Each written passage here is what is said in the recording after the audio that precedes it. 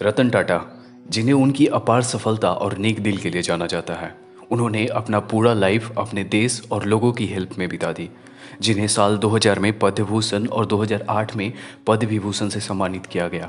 रतन टाटा न केवल इंडिया के बल्कि पूरे वर्ल्ड के एक जाने माने बिजनेसमैन हैं, जिन्होंने साल 2091 से लेकर 2012 तक टाटा ग्रुप को चेयरमैन की पोजीशन पूरी रिस्पॉन्सिबिलिटी के साथ निभाया और 28 दिसंबर 2012 को टाटा ग्रुप से रिटायर होकर आजकल टाटा ग्रुप के चैरिटेबल ट्रस्ट में चेयरमैन की भूमिका निभा रहे हैं।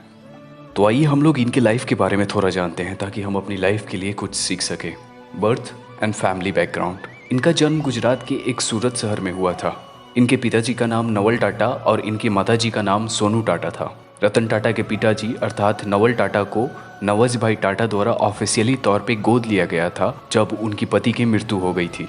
रतन टाटा की लाइफ में एक दुखद मोड़ तब आया जब 1940 में रतन टाटा के माता पिता अलग हो गए, जिसके बाद रतन टाटा और उसके छोटे भाई की परवरिश उनकी दादी नवज भाई टाटा द्वारा की गई थी। एजुकेशन। रतन टाटा ने अपनी स्टार्टिंग एजुकेशन मुंबई के कैंपिन स्कूल से प्राप्त किया। फिर रतन टाटा का admission Cathedral and John Connon school में किया गया, जहां से इन्होंने हाई स्कूल कंप्लीट की। इसके बाद रतन टाटा ने लंदन से आर्किटेक्ट एंड स्ट्रक्चरल इंजीनियरिंग में बीए किया। इसके बाद इन्होंने हार्वर्ड कॉलेज से एडवांस मैनेजमेंट का कोर्स किया। इसी दौरान रतन टाटा को IBM कंपनी द्वारा जॉब का ऑफर दिया गया, लेकिन रतन टाटा ने अपने फैमिली बिजनेस को ही आगे बढ़ाने को ठानी और इस जॉब को ठुकरा दिया और इसी में उन्होंने सफलता प्राप्त की। रतन टाटा कैरियर। रतन टाटा के कैरियर बहुत ही शानदार रहा। पढ़ाई पूरी करने के बाद भारत आने से पहले रतन टाटा ने जॉन्स एंड एमोन्स कंपनी में कुछ टाइम के लिए काम किया था, जो कि लॉस एंजलिस कैलिफोर्निया में है। रतन टाटा को साल 1971 में राष्ट्रीय रेडियो और इलेक्ट्रॉनिक्स कंपनी नेल्को में डायरेक्टर इंचार्ज अपॉइंट किया गया। उस समय उस कंपनी की फाइनेंशियल कंडीशन बेहद खराब थी, जिसके बाद रतन टाटा ने अपनी एबिलिटी के दम पर नेल्को कंपनी को न सिर्फ नुकसान से उबारा बल्कि उसमें 20% तक हिस्सेदारी भी बढ़ा ली थी। हालांकि जब इंदिरा गांधी की सरकार ने देश में इमरजेंसी लागू कर दी, उस समय आर्थिक मंदी की वजह से काफ़ी परेशानी उठानी पड़ी। यही नहीं, 1977 में टाटा को यूनियन की हड़ताल का सामना करना पड़ा, जिसके चलते बाद में नेल्को कंपनी को बंद करनी पड़ी। इसके कुछ महीने बाद रतन टाटा को एक कपड़ा मिल की जिम्मेदारी सौंपी गई। उस टाइम टाटा ग्रुप की ये कंपनी भी घाटे से गुजर रही थी, जिसके बाद रतन टाटा ने काफ़ी संभालने की कोशिश की और इसमें मॉडर्नाइजेशन के लिए 50 लाख इन्वेस्ट करने का रिक्वेस्ट किया, लेकिन निवेश पूरा नहीं हो सका और उस दौरान बाजार में मोटे और मीडियम सूते कपड़े की डिमांड न होने की वजह से इससे भी नुकसान का सामना करना पड़ा। फिर कुछ समय बाद इसे भी बंद कर दिया गया, लेकिन रतन टाटा ग्रुप के इस फैसले से सेटिस्फाई नहीं थे।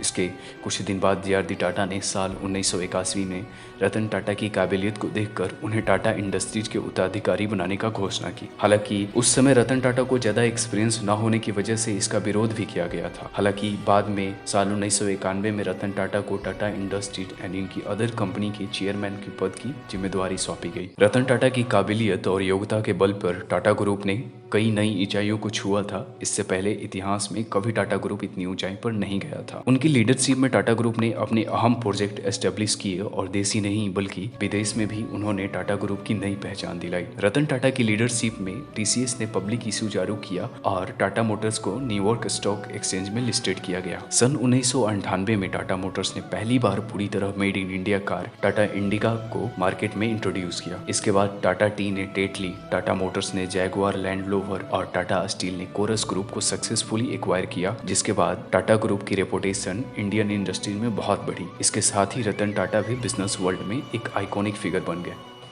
रतन टाटा की लीडरशिप में ही टाटा ग्रुप दुनिया का 5वां सबसे बड़ा स्टील प्रोड्यूसर बन गया। Smallest car in India Tata Nano. Ratan Tata ने दुनिया की सबसे सस्ती कार बनाकर उन लोगों के बारे में सोचा जिनके लिए कार खरीदना किसी बड़े सपने से कम नहीं था।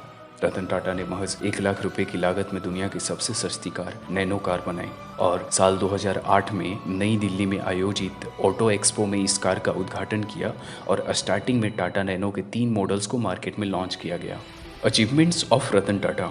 रतन टाटा की लीडरशिप में टाटा ग्रुप ने कई माइलस्टोन अचीव किए। कहा जाता है रतन टाटा की लीडरशिप में ही टीसीएस द्वारा एक इशू जारी किया गया था, जिसके बाद टाटा मोटर्स को न्यूयॉर्क स्टॉक एक्सचेंज में लिस्टेड किया गया था। साल 1998 में इनकी लीडरशिप में ही टाटा मोटर्स द्वारा पूरी तरह से made India car Tata indica का लॉन्च किया गया था। इसके बाद टाटा ग्रुप ने कई एक्विजिशन किए, जैसे कि टाटा टी द्वारा टेटली, टाटा मोटर्स ने Jaguar land rover, Tata steel ने कोरस आदि कंपनी का एक्विजिशन किया, जिसकी वजह से टाटा ग्रुप्स की क्रेडिबिलिटी भारत में बहुत बढ़ गई। और इसमें कोई दो राय नहीं है कि 1 लाख की लखटकिया कार यानी कि टाटा नैनो किसी और की नहीं बल्कि रतन टाटा की ही देन है। अगर हम लोग इनकी अचीवमेंट्स और महानता की बात करें तो ये वीडियो बहुत बड़ा हो जाएगा, इसलिए हम लोग आगे बढ़ते हैं। आफ्टर रिटायरमेंट, जैसा कि मैंने आपको वीडियो की शुरुआत में ही बताया कि 28 दिसंबर 2012 को रतन टाटा टाटा ग्रुप से रिटायर हो गए और उसके रिटायर के बाद टाटा ग्रुप में उनकी जगह साइरस मिस्त्री को मिली। अगर आप ये सोच रहे होंगे कि रिटायरमेंट के बाद रतन टाटा खाली बैठे होंगे या फिर आराम की जीवन जी रहे होंगे, तो ये आपको गलतफहमी है, क्योंकि रिटायरमेंट के बाद भी रतन टाटा कई चीजों में एक्टिव है। रतन टाटा टाटा ग्रुप के रिटायर्ड चेयरमैन है, इसलिए अभी भी इसके कुछ काम करते रहते हैं। टाटा सन्स के 2 ट्रस्टों के चेयरमैन भी हैं। अभी वो सही से चलने की स्थिति में ना होते हुए भी कहीं पे आपको कोई काम करते हुए दिख जाएंगे। मैं सोच रहा था उन्हें मिले हुए कुछ अवार्ड्सों के बारे में बात करूं, बट लिस्ट इतनी लंबी है कि इसमें कवर नहीं कर सका। एनीवे, इस वीडियो को अंत में मैं उनके कुछ कोट्स जरूर बताना चाहूंगा। Power and money are not my 2 main principles.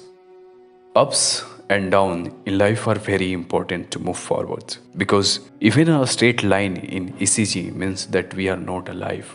मैंने इनके लव एंड रिवेंज लाइफ पे एक अलग ही वीडियो बनाया है जो कि बहुत शानदार है। डिस्क्रिप्शन में लिंक मिल जाएगी, आप इसे चेक करना ना भूलें। यहीं पे वीडियो खत्म होता है। उम्मीद करता हूँ पसंद आया होगा। अगर हाँ तो सपोर्ट करना ना भूलें। तो मिलते हैं नेक्स्ट वीडियो में। फिलहाल के लिए खुदा हाफिज।